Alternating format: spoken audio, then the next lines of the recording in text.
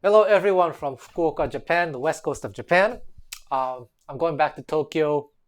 Well, by the time you're watching this video, I should be back in Tokyo. It was a blast here in Fukuoka, but I'll be back.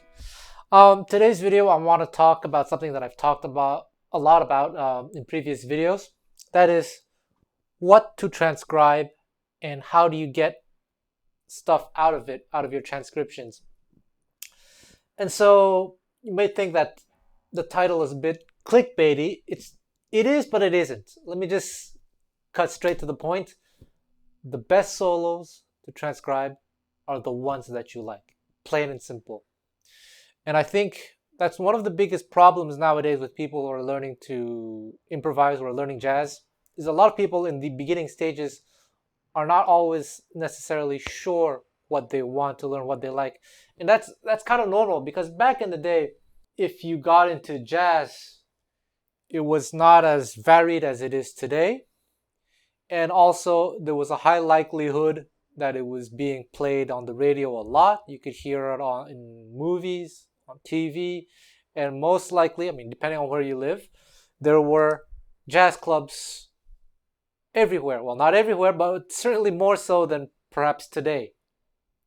I'm guessing. Maybe some of you older folks can confirm that with me. And what that means is that the community was still fairly strong in those days, and gradually it became to what it is today, where we have so much distractions available to us, so many styles of music, so many styles of jazz. We have the internet where everything, we don't even know where to start. So back in the day, it was smaller, but it was easier to get started because it was so small that your ears heard that same thing all the time. You kind of knew what you had to practice. Today, that's not always necessarily the case. And so a lot of students, they're getting into jazz and they're asking, where should I start? That was the case for me too when I was a teenager. I had subscriptions to these guitar magazines, and they all said, oh, if you want to be a good player, you have to learn jazz. You have to go to Berkeley. So that was like, in my as an impressionable youth, that stuck to my head. Oh, I gotta learn jazz, because when I was 15, I started to get really serious about music, and I said to myself, oh, it seems I have to learn jazz, but where do I start? And that was very difficult. And maybe some of you know what I'm talking about. You've gone through the same thing. But then when I got into Django Reinhardt, I knew where to start. I knew that there were certain songs I wanted to learn. There were certain solos I wanted to learn. And not only that, I was listening to Django Reinhardt, but also just Gypsy jazz all day, every day for years. It was very clear to me what I needed to practice, what I should be, at least from a beginner perspective, like what I should do. Learn songs, learn to play rhythm, learn the melodies. And so that's, I think, is the best way to learn jazz, because when you like something so much, and before you've even played it, because you like it so much, probably hear it in your head, and therefore it's easier to absorb. Whereas nowadays, like you go to school or you go to teachers say, oh, you should learn this solo because it's going to be good for you. Well, truth be told, practically any solo by any good player is good for you, right? But so you have these lists of must-know solos, but I guarantee you it will be easier to learn the solos that you personally feel a connection to. And that's always going to be the best path available to you. But before we continue, I would like to let you know that all my videos on YouTube are obviously for free. They take quite a lot of time to prepare and make and edit. And my only source of income these days comes from DC Music School or Soundslice or just the online thing. So if ever you would like to somehow contribute to my livelihood, it would be so greatly appreciated. You can buy something on Soundslice, on DC Music School, or you can buy some music. And if you can't afford anything, I totally understand. It's a tough world out there. You know what you can do? You can leave a comment, you can like, you can subscribe, you can share. That would help so much. Okay, so let's continue. One thing I want to talk about here is kind of how to get something out of your transcriptions, how to transcribe. And before we even start, we have to define the word transcribe, because some of you older folks will say transcription means you write down, you notate it on a piece of paper on the computer. That was the original definition, but nowadays young people, when they say transcribe, they don't necessarily mean that they're writing it down. They're just lifting solos and just learning it by heart. So that's the definition I'm going to use, the modern definition. It kind of reminds me of this expression in Japanese, daijoubu. Daijoubu means it's okay. Nowadays, we use daijoubu to say like, do you need a bag? You say daijoubu, it's okay. I don't need one. But back in the day, a friend of mine, older fellow, told me daijoubu means yes. So definitions change, okay? So as jazz students, when you are transcribing so that you can absorb vocabulary, right? As opposed to transcribing a solo just to be able to play that solo note for note. And so that's the nuance, the distinction we have to make, because I know a lot of classical musicians who transcribe jazz solos but can't improvise to save their lives. They're just copying the notes the same way that if you're into like Japanese and you have like J-pop or something, you learn all the lyrics phonetically, but you have no idea what you're saying.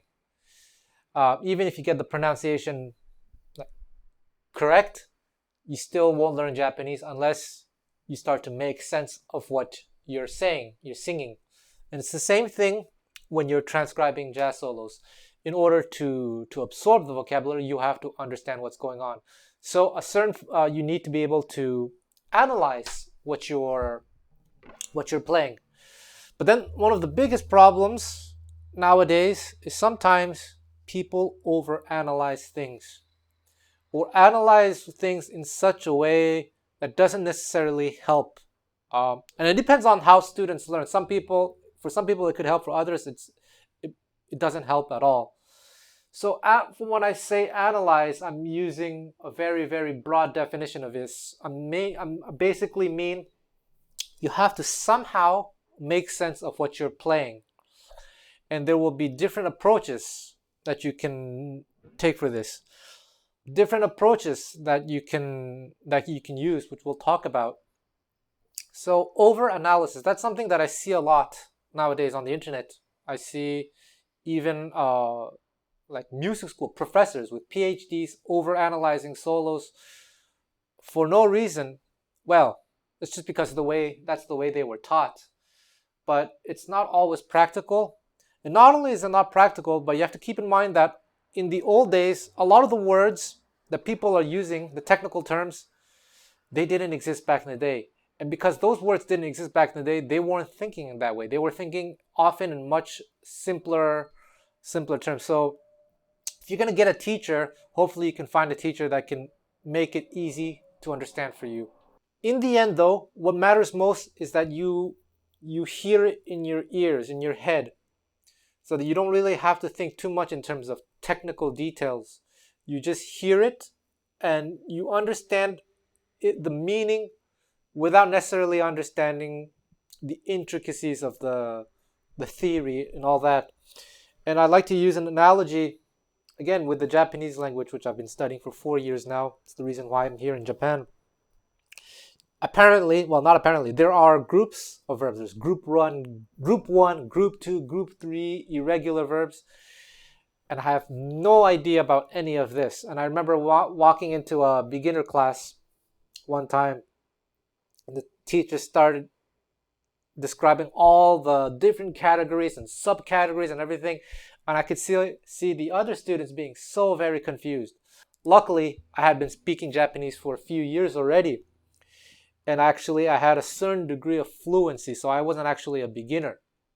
I didn't know those technical words and technical terms, group 1, group 2, and it was way over my head. Like I couldn't even tell you what's group 1, what group 2, group 3, but I knew everything that the teacher was teaching by instinct. I just knew how it worked, just because I've been immersing myself in the Japanese language for so long, and I've been speaking it for so long using the same verbs, and just by instinct, I knew how to conjugate each verb. I knew which category each verb was without knowing the actual category, just because of the immersion aspect. And I remember after that Japanese class, one of my classmates, she was so confused, and we took like a few minutes together, alone time, me and her, and I just explained it to her in a much more simpler way, and it clicked. So that's what I mean by overanalysis, which is something that I encounter a lot out there in the real world. So be wary of this. Next thing to be aware of is when you're learning solos, not all solos are equal in terms of how you approach the learning aspect. So it's a spectrum. And hopefully you can work with a teacher, but ideally with multiple teachers. You can take the same solo that you're working on to different teachers to help see how they interpret the analysis. So, and then hopefully they can help you make sense out of it. There's some solos, which is the case for me. When I was starting out, I noticed actually that Django solos were not always easy to absorb. They were very nice, they're very melodic. I remember learning the 1937 solo of minor swing. Sorry.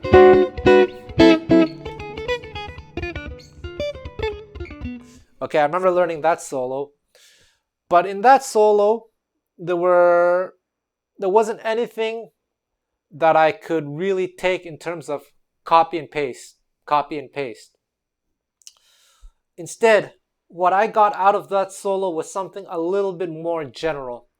I got this idea. I learned about the importance of knowing my chord tones. So I learned that over D minor, I could play a D minor 6. Over the E7, I learned that you can mix it with G sharp diminished. And I learned some little enclosures, things like that. So it's more of a conceptual thing that I got out of that solo. And as I got more advanced over the years, I also learned about phrasing from that solo. I talk about this in my phrasing course, jazz phrasing in swing. I keep forgetting what it's called, but on my sound slides course, I have something where I talk about phrasing. You should check it out. So yes, different solos, you get different things out of them depending on your level. And so chances are, if you're just starting out, you might not be able to pick up on some of the more advanced things. And that might come with time or with the help of a teacher or a friend, someone that you trust. And so instead what I did, when I got into Django Reinhardt, I also got into Stokely Rosenberg and into Jimmy Rosenberg. And also Paul Schaefer, so the Dutch Gypsies. And they had this style that was much more beginner friendly. So that's why I gravitated towards that. I listened to so much of their playing. They have this style playing where, like, let's have a C chord. You can play this. And that was very easy for me to absorb. They have this, that's kind of one of the key characteristics of the Dutch Gypsy style. So I learned these licks that I can just copy and paste, and that's kind of how I started for me. That helped me a lot, a lot. At that time, there was also Angelo DeBar, but Angelo DeBar is also the same as Django. His phrase, everyone kind of has licks and patterns, but it's the way they use them. They're always heavily manipulated in the moment.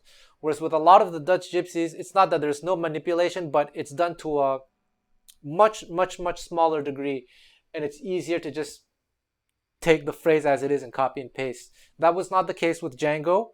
That was not the case with Angelo, and that was not the case with Birelli. So I really gravitated towards the Dutch gypsies. And outside of gypsy jazz, it's kind of the same thing. I remember when I was a teenager, I had this teacher who told me I had to transcribe Wes Montgomery. And he gave me a list of solos to transcribe, which I did. And I was able to play them note for note, but I got absolutely nothing out of those solos because I had no idea what was going on. Save maybe one or two licks, I had absolutely no idea what was going on. I remember learning some blues solos. And I remember also, as a beginning jazz student, I was told you had to learn to play the changes. That means you had to outline the chords. And over these blues solos, Wes would be playing pentatonic stuff that had nothing to do with the chords. So I was so confused. Like, what's going on? How is this? Why does it doesn't make sense? He's quote unquote, he's playing wrong. Doesn't sound bad to me, but I was told I had to outline the changes, and that's not what he's doing. And he had all these substitutions that he was using. Keep in mind, Wes didn't know much about theory. He was self-taught. He had his own personal interpretation of harmony. But he was doing all these substitutions that I couldn't make any sense of. So as a beginning student, that didn't help either. So actually, I came into straight ahead jazz, bebop, whatever you want to call it, from having a foundation in the music of Django Reinhardt and gypsy jazz. That helped me a lot to develop my ears and my understanding of basic harmony. And then from there, I finally started to understand what all these straight ahead players were actually doing. You heard me improvise over that blues in the beginning, where I used some Wes ideas. And I remember there was this one that just totally didn't understand. It's this. So this is happening over a D7 chord. So, and he's playing a C major arpeggio. Well, I'm playing a C major arpeggio, but it's a Wes concept. How does that even work? And then I finally understood that he's superimposing A minor, and then this D7, and then to G minor. And then over G minor, he played a B flat arpeggio, which is a substitution that he liked to use. A lot of straight ahead players like to use. So that's what I mean, that these are things that are a little bit more conceptual, and you have to, well, not necessarily have to, but you might need someone to help you explain certain things like that. I think the conceptual thing is the most important if you want to have a high degree of freedom in your improvisations. But that's not always something that's going to be easy to learn from a beginner perspective. It depends on how you learn. Some people are able to absorb things really quickly, but some people, like me, I couldn't absorb these concepts quickly. What helped me a lot was to learn a lot of muscle memory patterns.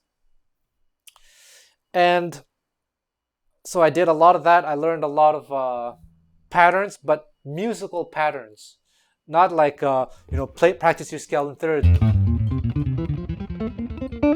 I mean, I did practice a little bit of that, but I don't consider this a musical pattern. For me, a musical pattern would be something like this. So that's another thing I did. I'd take these, I got these from different sources.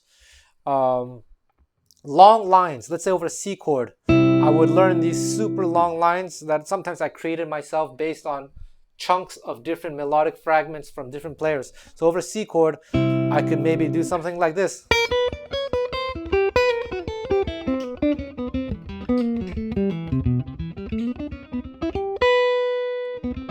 There we go. It's over D7.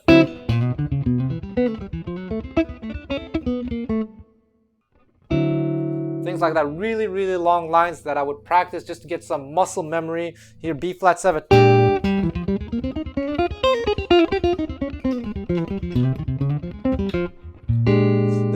improvise, so I don't even know what I did, but anymore. But I don't know what I'm able to improvise this way now because I've learned. I practiced all these little small melodic cells. I've talked about this in other videos so much that I'm able to, in the moment, chain them up and create longer lines.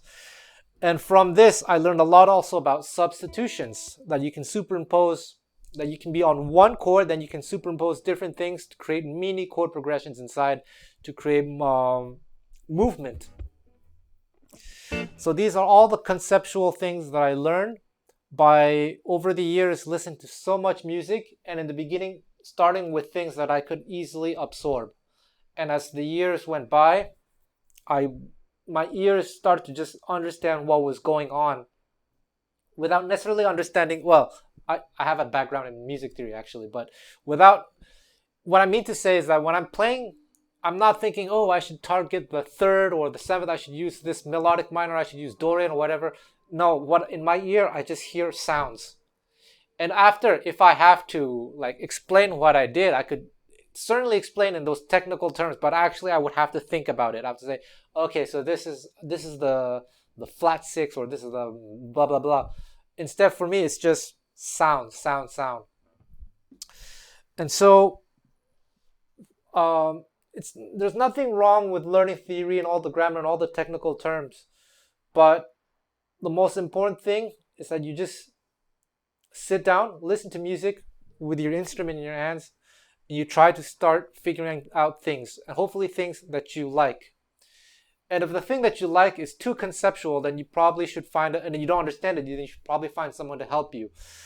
But that's one thing that I do a lot. That's kind of the concept behind the jazz courses on DC Music School. You have all these artists basically improvising over a whole bunch of songs. And the lesson is there. You have to spend a lot of time listening to different performances to notice the repetitive patterns that they use. And if there's repetitive patterns, how are they using it? How are they manipulating it? And different players will have different approaches. With some, it'll be much more conceptual, like for example, John Stoll. He's a highly conceptual player, but he has his habits, his patterns. Then you have Martijn van Idersen, who's an incredible improviser.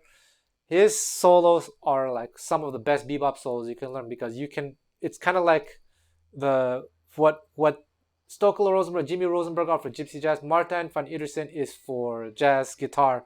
And he really is improvising. He's not just playing like copy and paste licks, but he's doing the same thing that I did, which is he has like a near infinite amount of tiny melodic cells that he combines to create longer lines. So he's a great player to study if you're starting out, if you're into like modern jazz, not modern jazz, but straight ahead jazz.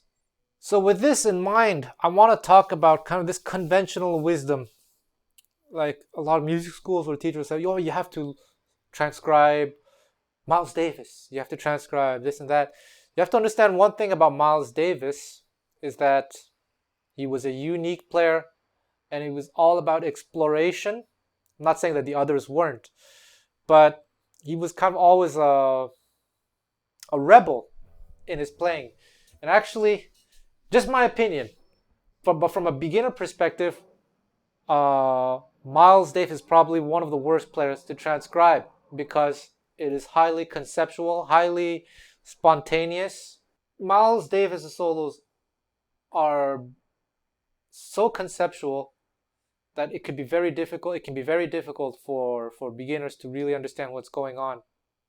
Of course, it depends on the solo, on the song, but in general, I would say that Miles Davis is better suited for people who are intermediate or advanced, so that you can truly understand the thought process behind his improvisations.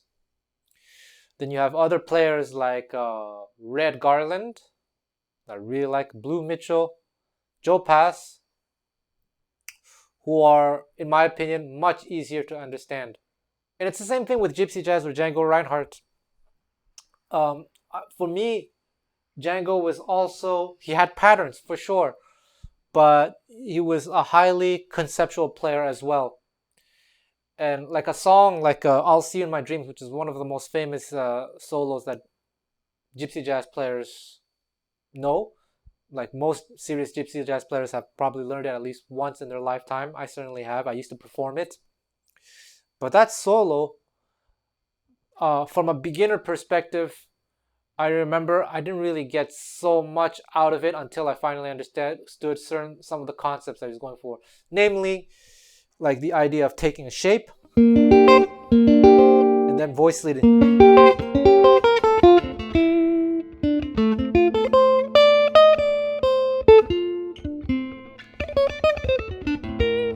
So it's just more of a conceptual thing. Like okay, so the song is in the key of F. At one point there's a D7 and Django is playing. So then I know in my improvisation,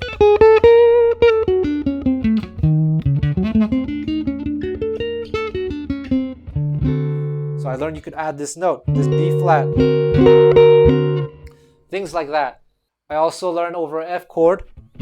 From that solo you can play diminished. Get this bluesy sound.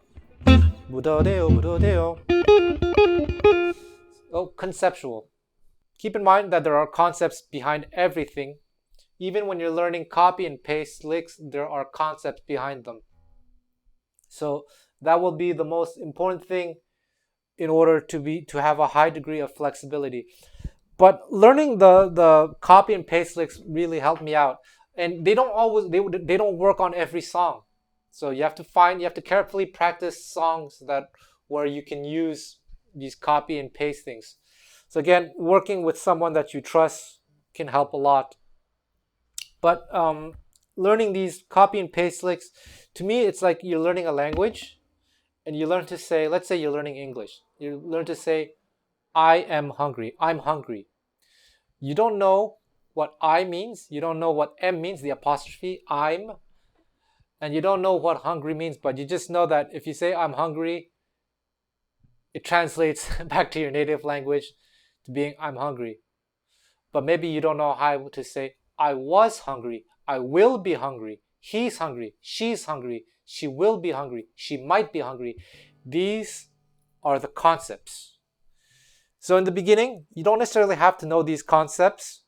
You just maybe have to learn I'm hungry, and that'll be enough. And over time, maybe you will learn the concepts. And then the next thing, as I said, is that different songs may have different approaches. Like on certain standard songs, such as If I Were a Bell,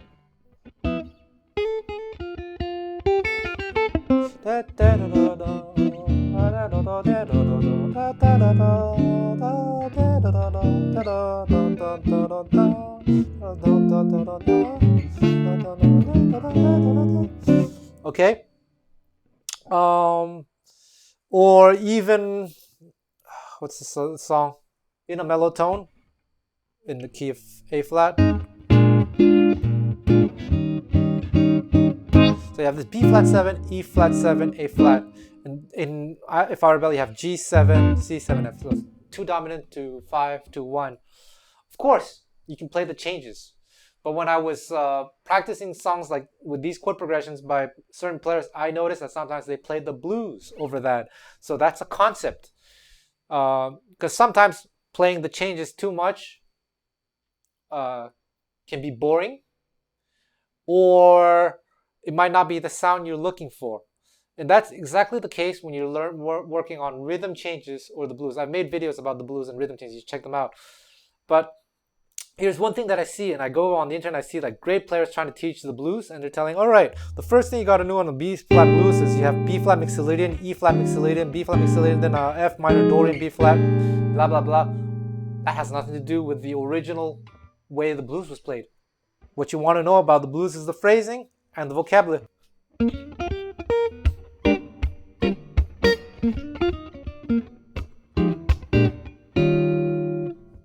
Things like that, that has nothing to do with mixolydian, Dorian, any of that. It's vocabulary, blues vocabulary.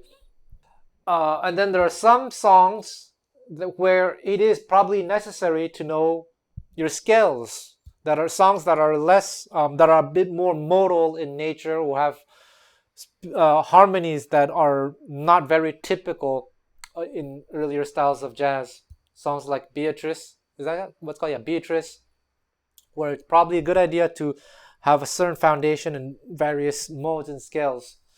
So different songs, different styles, different approaches are available to you. And I want you to think of approaches as colors. So if there's a song that you're interested in, and especially a version of a song that you're into, try to figure out what the approach is. Because you should not use X approach to describe Y approach. Sometimes it can work, but sometimes it makes things more confusing. If you're learning Y approach, learn it to analyze it in the way, in those terms. Let's say this blues lick. Okay? It's as if I would say, all right, you start on the third. What was the lick I played? Sorry. Oh, and then you play the sharp 9, and then you play the major third, then the 5th, then the 4th. This is the sus4, and then back to the sharp 9. No, that's just ridiculous. Just what you should just say, you have a B flat chord, you're targeting these notes. And basically, you're mixing B flat minor pentatonic with the chord tones.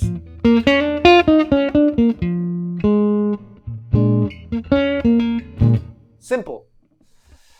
So that's what I mean about being careful about how you choose to analyze things, and be wary of how others are analyzing things on the internet. It's not that they're wrong, but sometimes it's made more complicated than it's necessary. I mean, I saw someone analyzing Charlie Christian solos in terms of Dorian, Mixolydian, this and all that stuff, when Charlie Christian was not thinking that way at all. He was thinking in terms of chord shapes. So was Django Reinhardt. So are a lot of guitar players, actually. So try to learn the way your favorite players learn, if you're into their style. If they're thinking in terms of Dorian, blah, blah, then that's how you should learn. But if they're not, then you shouldn't learn that way. That's what I'm trying to get at.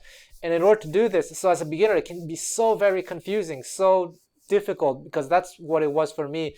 But luckily, I was quite persistent, and I only focused on music that I like.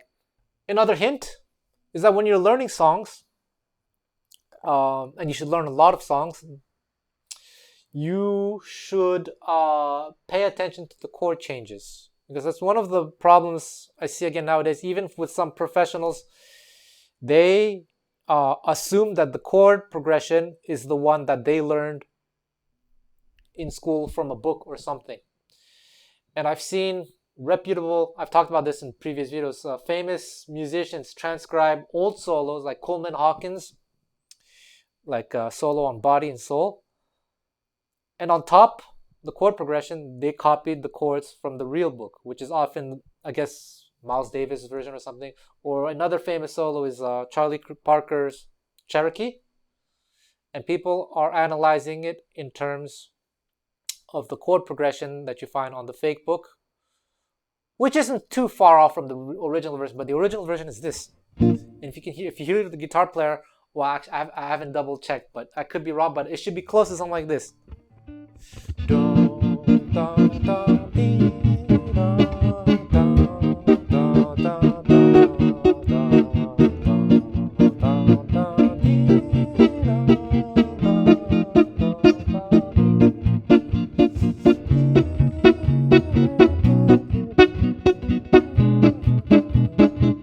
Just 5/1s. It's super simple. And that's actually what Charlie Parker was improvising over. And he would be adding all these different substitutions and different things. And that's where it gets really interesting to see that, okay, you have this basic foundation, and Charlie Parker is implying all these different colors. And by learning by ear, by learning your favorite solos, and if you do this for many years every day, you will come to have a quote-unquote natural sense, a natural understanding of harmony, that you start to hear things without necessarily understanding the technical terms. And that's when you're going to start to understand the concept that I talk about in my harmony course, which you should check out on SoundSlice. The idea of harmonic direction, that it's not always about outlining every single chord, but about understanding the overall harmony, where the chords are going. This is something that all the old and even present great musicians know instinctively. Sometimes they don't even know that they know this. And so that you be learning a solo, I'd say Donnelly, some players ignore the F7 because they feel it's not such an important chord. So they only focus on A flat to B flat 7. And maybe over the B flat minor and E flat 7, they think D flat minor. Things like that you're going to learn by listening to your favorite players. So it was a bit of a long and philosophical video, but I hope it makes some sense to some of you who are trying to figure out how to transcribe, how to get stuff out of this. You have to spend hours and hours doing this, unfortunately. There's just no other way around it. It's kind of like learning a language. The more you do it, the more you immerse yourself in it, the faster you will reach some level of fluency. And then it's the same thing as languages. You should try to start with the basics of the language, basic communication skills. And so it's the same with jazz music. Focus on simple songs, simple vocabulary before moving on to the more complicated stuff. Because all these skills, basic skills, build upon each other. There we go. Like, subscribe, comment. Thank you. Bye-bye. I'm back because I have a few other things I want to say I think are very important. So as you're trying to develop your jazz vocabulary, keep in mind, as a beginner, you don't have to play perfect solos in the beginning. It's okay to take things one step at a time. And when you're transcribing something, if it's too much to absorb, like all sorts of different things, just focus on one little idea. Keep it one little phrase. Let's say you're working on blue bossa, and you can be just this phrase. And that's a nice phrase in itself. And then you can play it over as F minor. And then you can take another song like Autumn Leaves, C minor, F7. Well, over the C minor F7, you can play the same thing. I'm just letting you know this now, in case you don't. Well, no.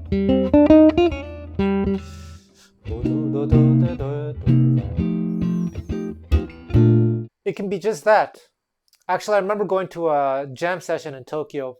I only saw her once, but it was this lady, young woman. She came to jam on the piano. And every song she played, I could tell she was still learning. She was like in the beginning stages of her journey as a jazz musician. A life of preparing herself for a life of eternal misery. And what was I going to say? Yes, I could hear what she was practicing, and that I was very impressed. That was the right way to do things. I think the way jazz is taught in Japan is really good, because the level on average is very, very high, and I could tell that there's a heavy emphasis on vocabulary. Anyway, so this young lady, she was almost always playing the same licks on certain chords.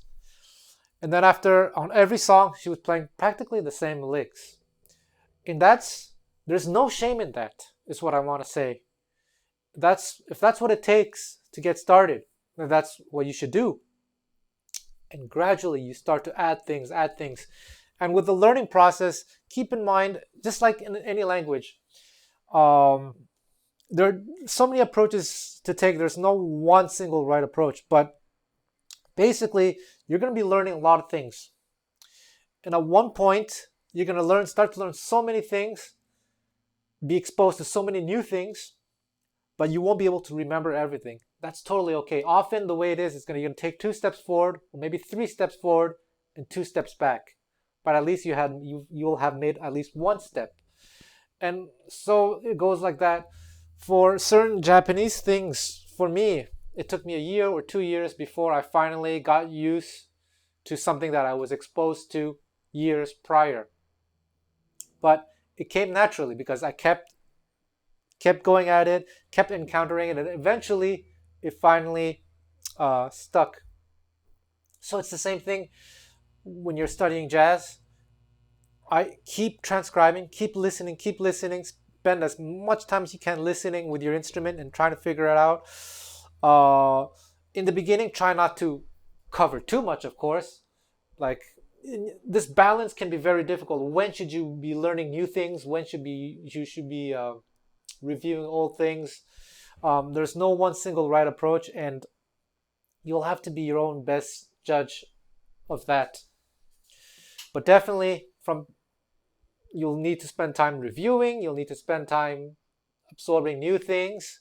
And when you're absorbing new things, you might forget it, but as long as you come back to it at different intervals, eventually it'll stick. I remember maybe like 2 or 3 years ago, I started to learn in Japanese how to give or ask directions. And it's maybe only the beginning of this year that it finally really, really stuck in here. So, but I remember I would review that, I would study that, review it, and then it would be somewhere in my short-term memory, but then I would forget it. Then I come back again to it again, study and review it, and I remember it quicker. Then, but eventually forgot it again. On and on like that, going through these little intervals. But eventually, it paid off. So persistence is key. Don't be discouraged if you forget things, but just keep going at it. The only thing that might be a little bit discouraging is that it's definitely true that it requires time. It requires immersion. And it's not necessarily something that everyone has, unfortunately. But another good news is, at one point you will reach a level where you don't necessarily need your instrument anymore. So for me, when I listen to a lot of gypsy jazz, or even just straight ahead jazz, without the instrument in my head, I can tell what they're doing. And I can even see where they're playing it. And therefore, without necessarily practicing the guitar, I can be absorbing new ideas simply by listening. Yeah, so that's good news. I'm not saying you shouldn't practice the instrument. You definitely should. But be aware that it's possible to learn without having your instrument with you. But to get to that level will require some work. Good luck.